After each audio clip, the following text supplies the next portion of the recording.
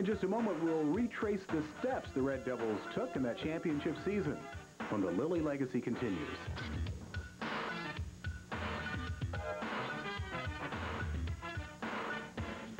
38 years ago, Jim Lilly didn't realize that high school basketball coaching would be his future. The first head coaching job came in Virginia, but only after Lilly traveled into the neighboring state to play professional baseball with the Cardinal organization. Lucky for us, Joe Garagiola was catching for the Cards in the big leagues at that time. I was back down there recently. I was down there. We had one of those old timers game, and one of the things they talked to me about was my ability to coach basketball then. They were talking about a team that was so undisciplined that they had there at the school, and they were saying, well, I bet old Lilly would discipline them. And, of course, you know, that made me feel pretty good to know that they thought I was a pretty good disciplinarian.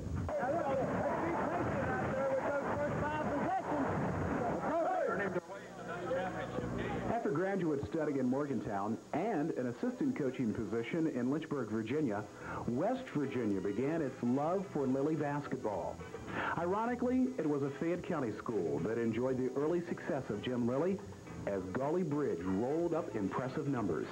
Well, back then, I didn't think much about it. I thought I was a pretty good coach, and I thought I was supposed to have a record like that. But, you know, after a while, I began to realize that those 24 and 1s and 20 and 0s and things like that just don't come along very often. It was an outstanding. I look back on it, and I know it's outstanding now since I've been around a little while.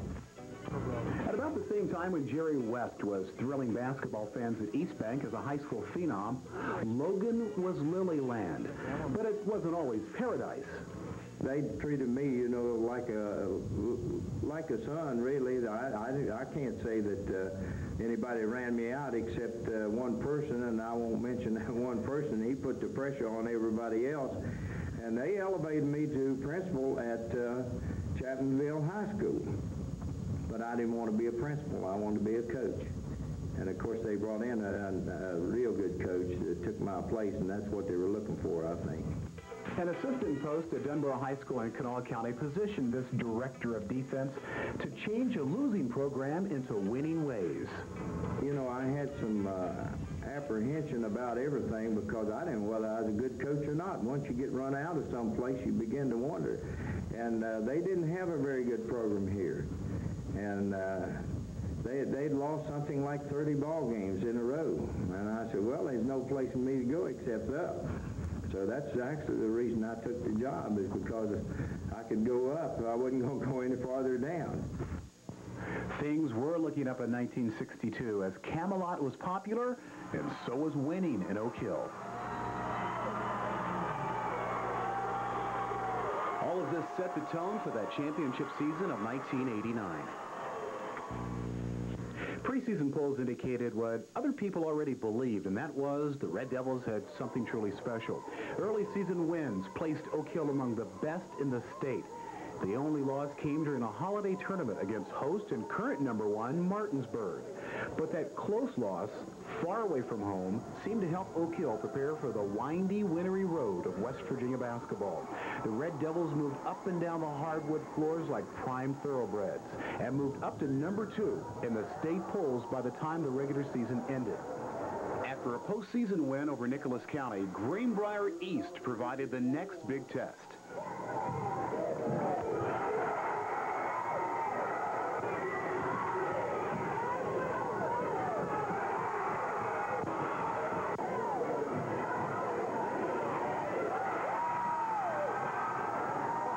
This was the type of basketball that they'd want to play, and then, of course, as the score indicated, you could see the rest of my ball club was willing to play with them like that. Ralph Ball of Princeton knows the road to a state title, and the regional final with the Tigers sold out every available seat in the Fayetteville Memorial Building. This Southern showdown lived up to its big billing. Oak Hill moved ahead, but the Tigers clawed back for a thrilling finish.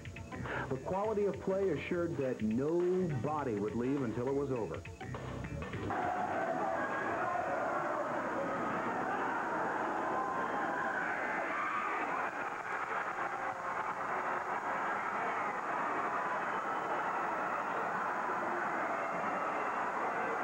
The first game of the state tournament pitted number 1 against number 2, and nearly 10,000 people watched the Devils tame the Bulldogs of Martinsburg.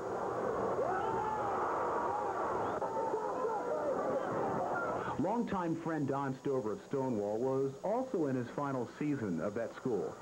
Not by choice, but through consolidation. The Generals waged a tough and determined war before the Devils burned the nets and Stonewall's hope for an upset. We're not done. We got to come back and get into this thing again tomorrow, and I'm very grateful for the fact that we're even getting to come back. Brooke County held the final piece of the championship puzzle. And for the third time of the 1989 tournament, Oak Hill was the visiting club. But the good guys wore black and red.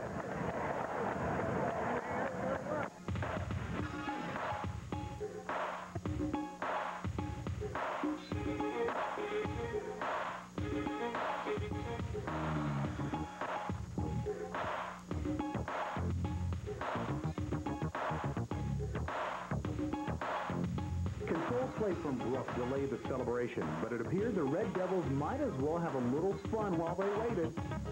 Before a 53-47 decision, and another state title was claimed.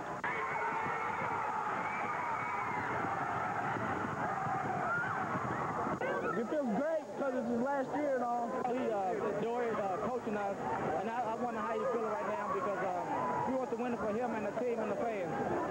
We knew we could do it. It was just a matter of getting it done. I got that RV out there. I got a very good $40,000 RV home, and I'm going to jump in that thing and go. But before he goes, there's a victory celebration. We'll take a look at that when the Lilly legacy continues.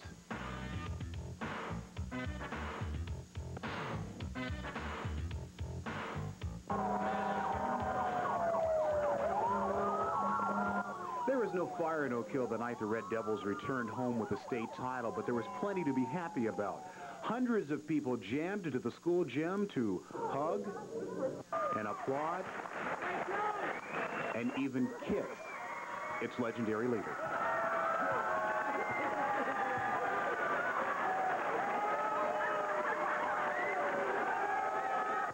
And all I want to tell you, you're the people that were responsible for making all that noise that night and tonight when you got into the act down there when we needed you.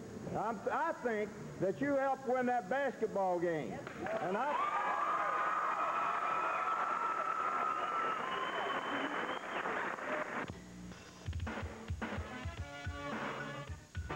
Our final tribute to Jim Lilly in just a moment.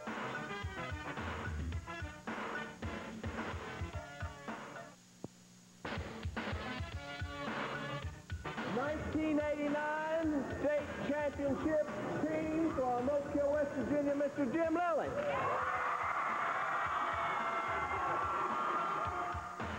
It ended the way it started, with success and lessons about basketball and life along the way in the Lilly legacy.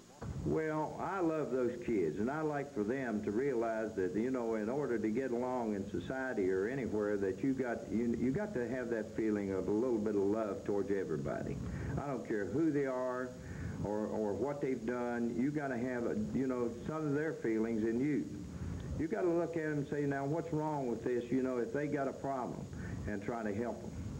And I hope that some of the kids that I've coached will, you know, look in the same direction.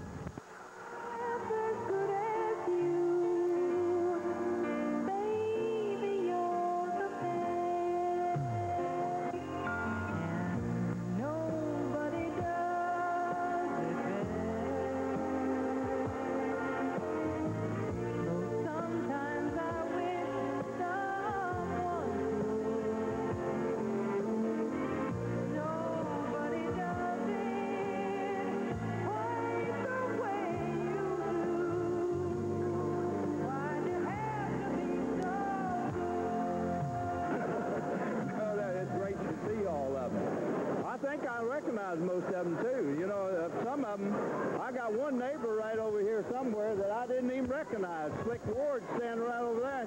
I looked at him and I did, and he's a neighbor of mine.